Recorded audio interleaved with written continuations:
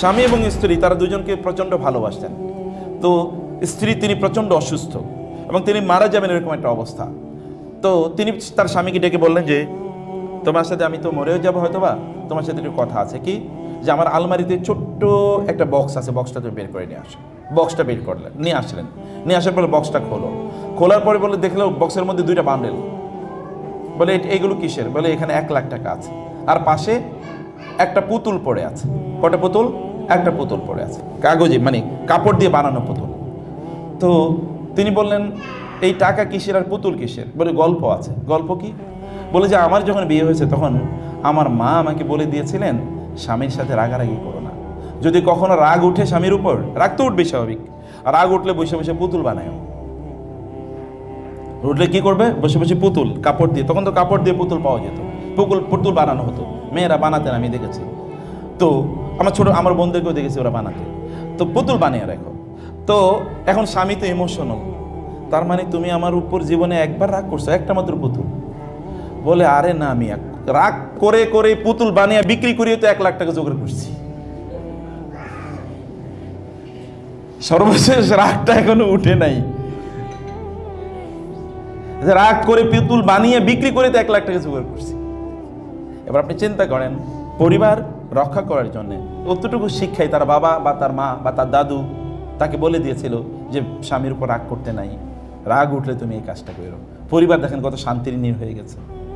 পারিবারিক জীবনে একটা প্রধানতম জিনিস হচ্ছে ওয়ামিন আয়াতিহি আন খালাকা লাকুম মিন আনফুসিকুম আজওয়াজাল লিতাসকুনু ইলাইহা ওয়া জাআলা বাইনাকুম মাওয়াদ্দাতান ওয়া রাহমা। মানে পারিবারিক জীবনের অন্যতম প্রধান একটা দিক হলো এখানে পরস্পর শান্তি এবং সুখ এখানে পাওয়া যায়। শান্তি অন্য কোনো কথা কোথায় না, ভাইয়েরা বলছি, বোনেরা বলছি, অন্য কোথাও শান্তি খুঁজে লাভ নাই।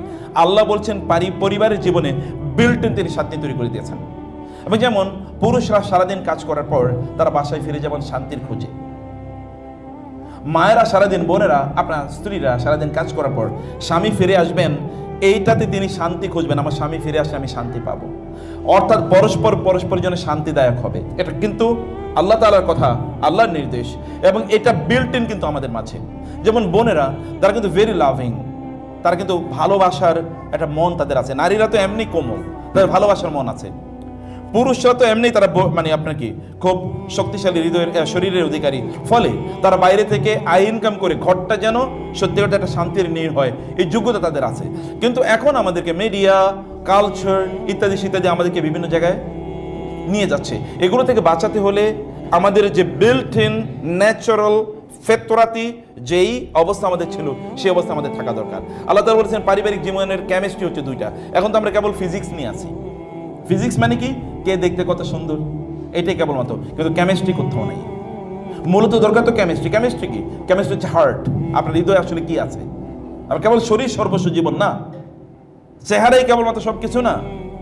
চেহারা তো আছেই, একজনের চেহারা একেবারে ধরেন বিশ্ব সুন্দরী এরকম একটা টাইপের, কিন্তু তার চরিত্র হচ্ছে একেবারে মানে ওই 2-4 দিন থাকা যায়, এরপর আর থাকা যায়। একটা মাকাল ফলের মধ্যে, মাকাল ফল তো দেখছেন আপনারা, মাকাল ফল।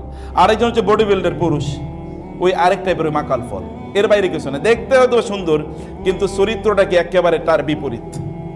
এরকম তাহলে চলবে না, বরং আপনার ভিতর থেকে ভালো মানুষ হতে হবে।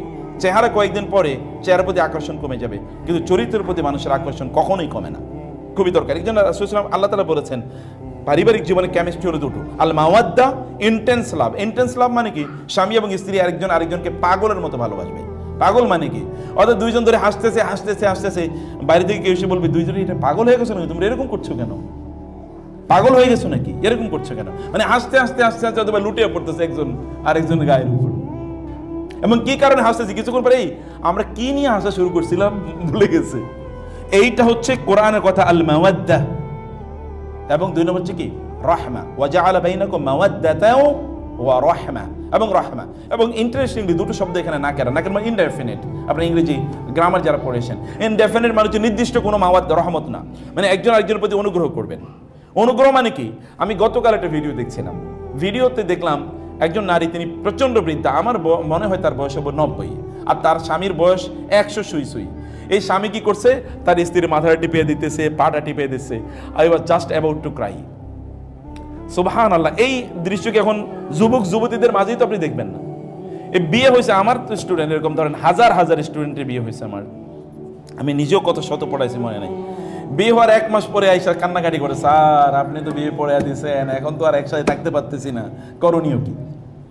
আরে মেয়ে 2-4 বছর তো হানিমুনেই যায়, তার প্রথম দেখে 1-2 মাসের পর থেকে তাদের খোটাখুটি, সিমটা ইত্যাদি শুরু হয়েছে। তাহলে এরা 100 বছর কেমনি জীবনযাপন করলো? একজন আরেকজনকে যে মমতায়, যে ভালোবাসায় একজন আরেকজনের মাথা টিপে দিচ্ছে। বিশেষ করে নারীরা তো একটু দুর্বল হয়ে যায় এই কারণে, কারণ আমাদের দেশীয় প্রেক্ষাপটে এরা প্রচণ্ড স্ট্রেস নেয়। এক সন্তান জন্মের স্ট্রেস, তারপরে পারিবারিক স্ট্রেস, আর মহিলাদের তো একটা চরিত্র আছে, তা হলো যে তারা কোনোদিন ভালো খাবে না, সব ভালো খাবারটা সন্তানদের জন্য আর স্বামীর জন্য রেখে দেবে, আর নিজেরা সব পচা গান্দা ইত্যাদি এগুলো খাবে। এটা বোনদের এটা তাদের হার্টের পরিচয়, কিন্তু হার্টের পরিচয়টা দিয়ে লাভ কি? এটা হচ্ছে ব্রাদারদের আবার প্রবলেম। ব্রাদাররা হচ্ছে তাদের স্ত্রীদের জন্য কি কি লাগবে এগুলো খুঁজে নিয়ে আসা দরকার, তুমি এটা খাও, বসে নিজেরা খাওয়াবে, এই ভালোবাসা তো না। এগুলো আমরা আগে দেখছি, ছোটবেলায় দেখেছি, শুনেছি এরকম ভালোবাসার কথা। এবং ওই জন্য দেখেন আপনি আগের যুগে নারীরা তারা কিন্তু স্ট্রেংথ, যেমন আমার মায়ের বয়স এখন প্রায় 85, 75, 76, 77, আল্লাহর রহমতে এখনও, কালকে আমি রাত্তাই তার পাটা একটু শুধু টিপিয়ে দিচ্ছিলাম এতটুকুই, আর আল্লাহর রহমতে ভালো আছেন। কিন্তু এখনকার নারীরা, আমার স্ত্রীকে দেখা যায় তুলনামূলকভাবে আমার মায়ের চেয়ে একটু শারীরিকভাবে বেশি দুর্বল মনে হচ্ছে, যেন মানে পরিস্থিতি এরকম মনে হয়। আমি অন্যদেরকে কথা বলছি, কারণ হচ্ছে আসলে আমরা সেভাবে টেক কেয়ার করি না আমাদের স্ত্রীদের, যেভাবে টেক কেয়ার করা দরকার ছিল। তার রহমত, একজন আরেকজনের প্রতি অনুগ্রহ করা, একজন আরেকজনের প্রতি অনুগ্রহের দৃষ্টিতে দেখা। আপনি ভাই বাইরের মানুষের প্রতি অনুগ্রহ দেখে লাভ কি? লাভ আছে, কিন্তু স্ত্রীর প্রতি অনুগ্রহ করলে 3 ধরনের লাভ আছে। একটা হলো তিনি আপনার স্ত্রী, আত্মীয়তার সম্পর্ক, আবার আপনার দায়িত্ব আছে একজন মুসলিমার প্রতি, এরপরে আরো কত কিছু আছে। তিনি তো আপনার প্রতিবেশী, সবচেয়ে বড় প্রতিবেশী তিনি। এবং কেমন প্রতিবেশী? আপনার পাশের সিটি শুয়ে থাকেন সারাদিন, সব সময় আপনার পাশের সিটেই বসেন, মানে এরকম প্রতিবেশী। এর চেয়ে নিকটবর্তী প্রতিবেশী আর কই পাবেন আপনি? এর চেয়ে নিকটবর্তী প্রতিবেশী আর কোথাও নাই। বাবারা কোনোদিন পরিবার পরিচালনা করার মতো যোগ্যতা নিয়ে তারা জন্ম নেয় নাই, পরিবার পরিচালনা করার যোগ্যতা নিয়ে জন্ম নেয় মায়েরা, আমি যেটা আগেও বলেছি।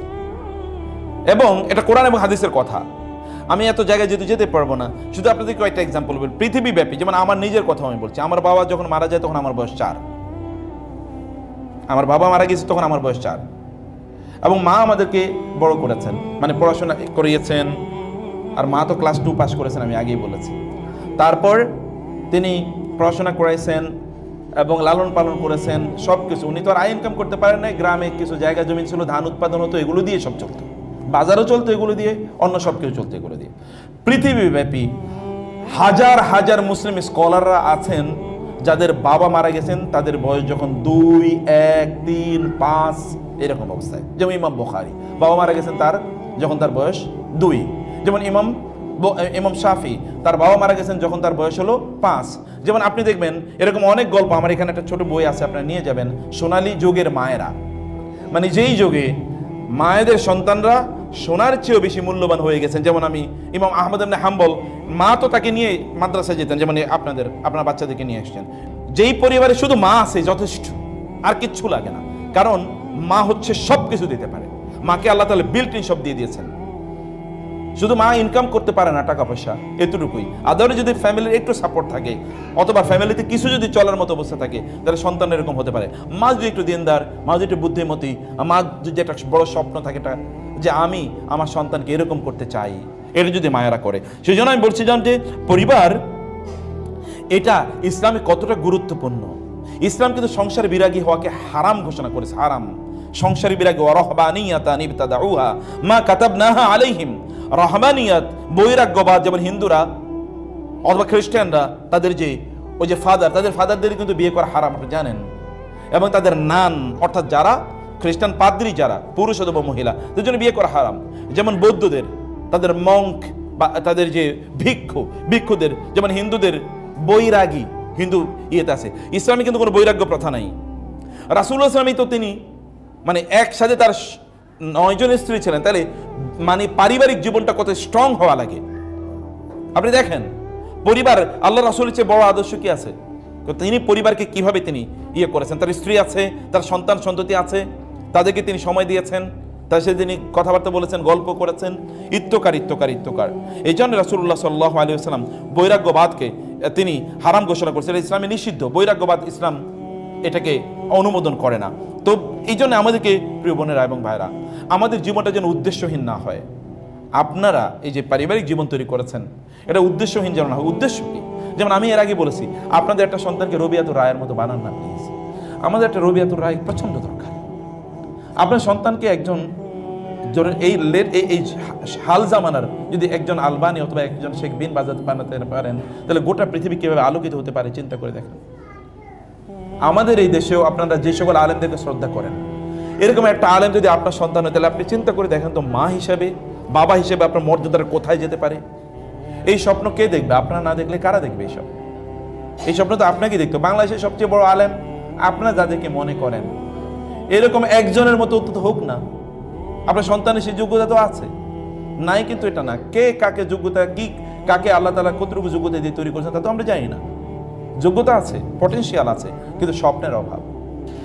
আপনি যদি স্বপ্ন দেখেন তাহলে আপনি এইভাবে প্ল্যান নেবেন, স্বপ্ন যদি সেভাবে না দেখেন তাহলে তো প্ল্যান নেবেন না। এরকম একটা স্বপ্ন আমাদের সবারই দেখা দরকার। এই কারণে পারিবারিক জীবন তৈরি করার পূর্বে আল্লাহ এবং আল্লাহ রাসূল আমাদেরকে দিয়েছেন, শিক্ষা দিয়েছেন, আমরা নির্দেশ দিয়েছেন, আমরা পারিবারিক জীবন তৈরি করার পূর্বে যেন আমরা দিনদার ভালো মানুষকে যেন বিয়ে করি অথবা বিয়ে করাই। ওয়ালা তুনকিহুল মুশরিকিন হাত্তা ইউমিনু ওয়ালা তুনকিহুল মুশরিকাতি হাত্তা ইউমিননা। কোরআনের এই আয়াতগুলো সূরাতুল বাকারাতে আপনারা এই আয়াতগুলো বারবার দেখবেন। তোমরা মুশরিক পুরুষ বা মুশরিক নারীদেরকে বিয়ে করো না অথবা বিয়ে দিও না তাদের কাছে তোমাদের সন্তানদেরকে। ওয়ালা আমাতুম মুমিনাতুন অথবা ওয়ালা আবদুন মুমিনুন খায়রুম মিন মুশরিকিন আও খায়রুম মিন মুশরিকাতিন ওয়ালাউ আ'জাবাতকুম অথবা ওয়ালাউ আ'জাবাকুম। একই আয়াতে পুরুষদের কথা ওয়ালাউ আ'জাবাকুম, নারীদের ব্যাপারে ওয়ালাউ আ'জাবাতকুম। শরীরের দিকে তাকায়েন না, চেহারার দিকে তাকায়েন না প্লিজ, চেহারার দিকে তাকায়েন না।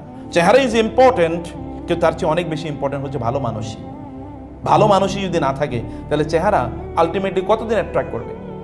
কয়দিন চেহারা আপনাকে অ্যাট্রাক্ট করবে? আপনি যদি তার থেকে যদি আপনি মানসিক প্রশান্তি না পান, এই চেহারা আপনার কাছে কোনোদিনই আলটিমেটলি পরিবারকে রক্ষা করার জন্য কাজ করবে না। রাসূলুল্লাহ সাল্লাল্লাহু আলাইহি ওয়াসাল্লাম তিনি বলেছেন, সবচেয়ে কোরআন এবং সুন্নাহর কথা হচ্ছে সবচেয়ে উত্তম নারী তারা যারা তাদের স্বামীদেরকে সাহায্য করেন বা পরস্পর সাহায্য করেন। পরস্পর তারা ঈমানের ক্ষেত্রে, আমলের ক্ষেত্রে পরস্পর সহযোগী। কেবল আপনার বোনরা, আমি আপনাদেরকে স্বনির্বন্ধভাবে বলি, কেবল ইউটিউবে কিভাবে ভালো রান্না করা যায় এটা শিখলেই চলবে না। হ্যাঁ, ভালো রান্না করতে হবে, ভালো রান্না করতে হবে। মনে রাখবেন, পুরুষদের জিহ্বার টেস্টটা এক সময় থাকে মায়ের কাছে, পরে আসে কি স্ত্রীর কাছে। এই দুইজনের মধ্যে সীমাবদ্ধ থাকে। ছোটবেলা মায়ের খাবার খাইছে, মায়ের খাবারই সবচেয়ে ভালো লাগে। এরপরে বিয়ে করার পর বউয়ের খাবার খাইছে, এটাই ভালো লাগে, আর কোনো খাবার ভালো লাগে না। এটা পুরুষদের জিহ্বার টেস্ট। অতএব আপনারা এত টেনশন করার দরকার নাই। আমার ওয়াইফ যদি শুধুমাত্র ভর্তা রান্না করে, এতে আমার জন্য যথেষ্ট। আমি এটাই মনে করি দিস ইজ হ্যাভেনলি ফুড, এটা জান্নাত থেকে আসছে এই খাবার। বুঝতে পেরেছেন? অতএব এটা নিয়ে টেনশন করার কোনো প্রয়োজন নেই, এটা নিয়ে এত কিছু করার দরকার নেই। আপনারা ওই জায়গায় বেশি সময় না দিয়ে দিনই কাজে, ভালো কাজে পরস্পরকে সহযোগিতা করা। আল্লাহ তাআলা বলেছেন, আল মুমিনুনা ওয়াল মুমিনাতু বা'দুহুম আউলিয়াউ বা'দ ইয়া'মুরুনা বিল মা'রুফি ওয়া ইয়ানহাউনা 'আনিল মুনকার ওয়া ইউকিমুনা আস-সালাতা ওয়া ইউতুনা আয-যাকাতা ওয়া ইউতিউনা আল্লাহ ওয়া রাসূলাহু উলাইকা সায়ারহামুহুমুল্লাহ। আল্লাহর রহমত পেতে হলে কি করতে হবে দেখেন। স্বামী স্ত্রী পরস্পরকে ভালো কাজে আদেশ করবে, খারাপ কাজ থেকে নিষেধ করবে। তারা পরস্পর তারা সালাত আদায় করবে, সালাতের ব্যাপারে পরস্পরকে নির্দেশ প্রদান করবে, তারা যাকাতের ব্যাপারে পরস্পর নির্দেশ প্রদান করবে, এবং তারা আল্লাহ এবং আল্লাহ রাসূলের আনুগত্য করবে। তাইলে আল্লাহ তাআলা এদের উপরে স্পেশাল রহমত করবেন। আপনার স্বামীকে বলুন, আজকে নামাজ পড়েছেন? স্ত্রীকে জিজ্ঞেস করুন, আজকে নামাজ পড়েছো? এটা আগে জিজ্ঞেস করুন। আগে এইটাকে আমি একটা এক্সাম্পল বললাম, ভালো কাজের ব্যাপারে নির্দেশ প্রদান করা। আপনাদের স্বামীদের জন্য বই গিফট করুন প্লিজ, কেবল জামা কাপড় গিফট করেন না। জামা কাপড় যত বেশি তত আপনাদের বিপদ, কারণ এগুলো ধরে, এগুলো আয়রন করে, এত কাহিনী করার দরকার কি? বই গিফট করুন, বই দিয়ে ভর্তি করে দেন, বই পড়ান, পড়ো, আমার পাশে বসো, পড়ে পড়ে আমাকে শোনাও। আমার ওয়াইফ, যখন আমার ছেলেটা যে বছর জন্ম নেবে, ওই বছর আমার ওয়াইফ হলো প্রেগন্যান্ট। আবার উনি দেবেন মাস্টার্স পরীক্ষা। এখন উনি তো পড়তে পারতেছেন না। আমি বলতাম যে ঠিক আছে, আমি আমার জীবনে কিছু গল্প বলি, এগুলো আপনাদের কাজে লাগবে হয়তো বা। আমি বলতাম তুমি শুয়ে থাকো, আমি পড়ে পড়ে তোমারে শোনাই। তো উনি শুয়ে থাকতেন, আমি ওনারে পড়ে পড়ে শোনাই ব্যাখ্যা করতাম যে এইটার অর্থ হচ্ছে এটা, অতটুকু উনি শুনতেন। তো এরপরে যেতাম হলো ধরেন তার পরীক্ষা কেন্দ্রে, আমি তাকে নিয়ে যাচ্ছি পরীক্ষা কেন্দ্রে। তো আমি হয়তো পাবলিক বাসে বসেছি তাকে নিয়ে, অথবা ধরেন প্রাইভেট গাড়িতে বসছি তাকে নিয়ে, আমি বলতাম তুমি আমার মানে ঘাড়ে কাঁধে মাথা রাখো, এরপরে আমি তোমাকে বলি পরীক্ষার এই প্রশ্নের আসলে এই প্রশ্নের উত্তর কিভাবে দিতে হবে। এ বলতাম অধিকাংশ প্রায় 90% পড়া উনি শুধু আমার কাছ থেকে শুনছে, পড়েই নেই, শুধু শুনে দিছি, শুধু শুনেই তিনি পরীক্ষা, এবং তিনি অনেক ভালো রেজাল্ট করছেন মাশাআল্লাহ, ফার্স্ট ক্লাস পাইছেন যতটুকু আমার মনে পড়ে। এটা সম্ভব। আপনি যদি পরস্পরকে হেল্প করতে যদি চান, Allah will make it easy for you, Allah এটা সহজ করে দেবেন। কিন্তু এতটুকু করা এটা আমাদের জন্য জরুরি, এতটুকু করা, এই অনুভূতি নেয়া এটা আমাদের জন্য প্রচণ্ড জরুরি। এটা আপনারা করবেন ভাইয়েরা বোনেরা, একসাথে ভালো কিছু কাজ করুন, একসাথে নামাজ আদায় করুন। রাসূলুল্লাহ সাল্লাল্লাহু আলাইহি ওয়াসাল্লাম এবং খাদিজা রাদিয়াল্লাহু তাআলা আনহা যখন কোরআন আয়াত নাযিল হলো, ইয়া আইয়ুহাল মুযাম্মিল কুমিল লাইলা ইল্লা কালিলা, রাসূলুল্লাহ সাল্লাল্লাহু আলাইহি ওয়াসাল্লাম এবং খাদিজা রাদিয়াল্লাহু তাআলা দুজন নামাজ আদায় করতেন, এবং সামনে এবং পেছনে। আপনারা জানেন স্বামী স্ত্রী নামাজ আদায় করলে কীভাবে পড়তে হয়, সামনে এবং পেছনে। আমার ওয়াইফকে নিয়ে আমি আমার জীবনে কত নামাজ আদায় করছি আমার মনে নেই, এত পরিমাণ নামাজ আদায় করছি। উনি পিছনে দাঁড়াতেন, আমি সামনে দাঁড়াতাম, বহু নামাজ আদায় করেছি, অসংখ্যবার। সালাত আদায় করুন, একসাথে পড়ুন না। আপনাদের ভালোবাসা বিল্ডিং হোক, ভালোবাসা তো তৈরি হোক, এগুলো করা দরকার। এই সকল ভালো কাজে আপনাদেরকে করা দরকার। কোরআন আয়াত যখন আল্লাযীনা ইয়াকনিজুনা আয-যাহাবা ওয়াল ফিদ্দাতা ওয়া লা ইউনফিকুনাহা ফি সাবিলিল্লাহ ফাবাশশিরহুম বিআযাবিন আলীম। কোরআনের সূরাতু কোন সূরা এটা স্যার? সূরাতু তাওবার এই আয়াতটি যখন নাজিল হয়, সূরাতু তাওবার এই আয়াতটি যখন নাজিল হয়, তখন সাহাবায়ে কেরামরা তারা কেউ তারা মনে করতেন যে এই আয়াত, যেমন সাওবান রাদিয়াল্লাহু তাআলা বললেন, এই আয়াতটি নাজিল হওয়ার পর সাহাবায়ে কেরামরা কারা মনে করতেন এটা সোনা এবং রূপার ক্ষেত্রে নাজিল হয়েছে। কিন্তু আমরা জানতাম অনেকেই যে আসলে এখানে সোনা রূপার ব্যাপারে আলোচনা করা হয় নাই, বরং এখানে স্ত্রীর ব্যাপারে আলোচনা করা হয়েছে। শ্রেষ্ঠতম সম্পদ হলো কি? কোন একজন ব্যক্তি তিনি অন্য কিছু উপার্জন করছেন, অর্থাৎ স্বর্ণ রূপা এগুলো বাড়ি গাড়ি ইত্যাদির জন্য তিনি দৌড়াচ্ছেন, কিন্তু তিনি তার স্ত্রী, উত্তম স্ত্রী তিনি তৈরি করেন নাই, ওই ব্যক্তি ফাবাশশিরহু বিআযাবিন আলীম, ওর জন্য ভয়ঙ্কর শাস্তি আছে। মানে স্ত্রীকে তৈরি করতে হয়। ভাইয়েরা থাকলে আলোচনা ভাইদের জন্য ছিল, কিন্তু আপনাদেরকেও বলবো, আপনাদের সন্তানকে আপনারা বুঝান। আপনার স্ত্রী, আপনার স্বামী হয়তো বা দিনদার না, আপনি তাকে দিনদার বানান। আপনার স্ত্রীকে যদি দিনদার না হয় তাহলে আপনার দায়িত্ব, একটা দিনদার স্ত্রী বানান না। আপনি যদি একজন দিনদার স্ত্রী বানাতে পারেন তাহলে আপনার টেনশন নাই, আর কোনো টেনশন। আপনার সন্তানরা দিনদার হবেই হবে। তাহলে ইনভেস্টমেন্ট করতে হবে স্ত্রীর মধ্যে, মূলত সন্তানদের প্রতি ইনভেস্টমেন্ট করার আগে স্ত্রীদের প্রতি ইনভেস্টমেন্ট করতে হবে, তাদের মধ্যে ইনভেস্টমেন্ট করতে হবে। কিভাবে ইনভেস্টমেন্ট করবেন? যেমন বোনদের আপনাদেরকে বলছি, বিভিন্ন জায়গায় এখন কোর্স পাওয়া যায়, এই কোর্সগুলো আপনারা করেন। এখানেই তো সব আলোচনা আমাদের পক্ষে হয়তো করা সম্ভব না, যদিও আমি আমার দাওয়াতি একটা কাজ হিসেবে আমি এটাকে গ্রহণ করেছি, কিন্তু কতদিন করবো সেটা আমি জানি না। আমি শুধু বলবো আপনাদেরকে যে আপনারা দিনই কাজে বিভিন্ন জায়গায় অন্তর্ভুক্ত থাকেন প্লিজ। দিনই কাজগুলো আপনারা বিভিন্নভাবে দিনই কাজগুলো আপনারা করেন। একজন আরেকজনকে প্রচণ্ড ভালোবাসে, ভালো করে শুনুন। রাসূল ইসলাম বলেছেন, ওয়া নিসাউকুম মিন আহলিল জান্নাহ, তোমাদের জান্নাতি নারীরা কারা? যারা আল ওয়াদুদু, স্বামীদেরকে বেশি ভালোবাসেন, এবং আল আউদু, স্বামীদের কাছে বারবার ফিরে আসেন। স্বামীদের কাছে কি করেন? বারবার ফিরে আসেন। আলা আযাউজিহা আল্লাতী ইযা গাদিবা জাআত, যদি স্বামী রাগ করে তাহলে তিনি স্বামীর কাছে আসেন এবং তার হাতে তার হাতটা রেখে বলেন, সুম্মা তাকুলু লা আযুকু গামদান হাত্তা তারদা, তুমি রাগ করছো কেন? আমি ঘুমাবো না যতক্ষণ পর্যন্ত তুমি আমার প্রতি সন্তুষ্ট না হও। কিভাবে সমস্যার সমাধান করে, কিভাবে সমস্যার সমাধান করে? তো এখন স্বামী রাগ করছে, এরপরে আপনি আরেক বিছানায় গিয়ে এখন থেকে শুইতেছেন, ঘুমাইতেছেন, অথবা রাগ করে বাপের বাড়িতে চলে গেলেন। সমস্যা কি সমাধান হল না জটিল হলো? সমস্যা জটিল হলো, সমস্যার সমাধান হয় নাই। সমস্যাকে সমাধান করার জন্য স্বামী রাগ করাচ্ছে, তার কাছে গিয়ে বলবেন যে তুমি কেন রাগ করেছো, আমার ভুল হলে আমি ক্ষমা চাই, আদরে তুমি রাগ করো না। আচ্ছা ঠিক আছে, তুমি রাগ করছো, শান্ত হও, আমি তোমার হাতে হাত রেখে, হাদিসে বলছে, রাসূল সাল্লাল্লাহু আলাইহি ওয়াসাল্লাম বলেছেন, এবং সহিহ হাদিস, রাসূলুল্লাহ সাল্লাল্লাহু আলাইহি ওয়াসাল্লাম বললেন, সহিহুল জামির হাদিস এটি, যে তুমি যতক্ষণ পর্যন্ত সন্তুষ্ট না হবে ততক্ষণ পর্যন্ত লা আনামু আবাদা, অথবা আলা আনামু, আমি ঘুমাবো না যতক্ষণ পর্যন্ত তুমি আমার প্রতি সন্তুষ্ট না হও, আমি খাবো না যতক্ষণ পর্যন্ত তুমি সন্তুষ্ট না হও, এরকম, বা তুমি রাগ যতক্ষণ পর্যন্ত না কমাও। এরপর দেখবেন তিনি she will start loving you more. স্বামীদেরকে, তাদেরকে ভালোবাসা, আল ওয়াদুদ, স্বামীদেরকে ভালোবাসা, এগুলো যদি আমরা করতে পারি তাহলে পরকীয়া কমে যাবে। এবং স্ত্রীদেরকে ভালোবাসুন, যেটা আমি এর আগে বলেছিলাম, যে পরস্পর গল্প করুন, কথাবার্তা বলুন, গল্প করেন, কথাবার্তা বলেন, হাসতে থাকুন। যারা কি একদল লোক আছে যারা হাসাহাসি অথবা গল্প সব বিয়ের আগে শেষ করে ফেলে, এরপরে আর গল্পের কিছু থাকে না, এরপরে শুধু থাকে মারামারি। দেখছেন না? মানে আগে তো রোমান যদি আগে সব শেষ করে ফেলে তাহলে পরে কি করবে? পরে তো আর কিচ্ছু বাকি থাকে না, এবং এই কারণে পরে সব মারামারি লাগে। আচ্ছা, আপনার দাদা দাদি বা আপনার মা এবং বাবা তারা পরস্পরকে এরকম পাগলের মতো ভালোবাসতো কেন? একজন আরেকজনের ছাড়া চলতে পারতো না। এই কই গেলা, আমি তো এখনো কেউ কারো নাম এখনো গ্রামে গিয়ে দেখি নাম কেন অমুক তো কই গেলা, খাইলো কিনা আজকে,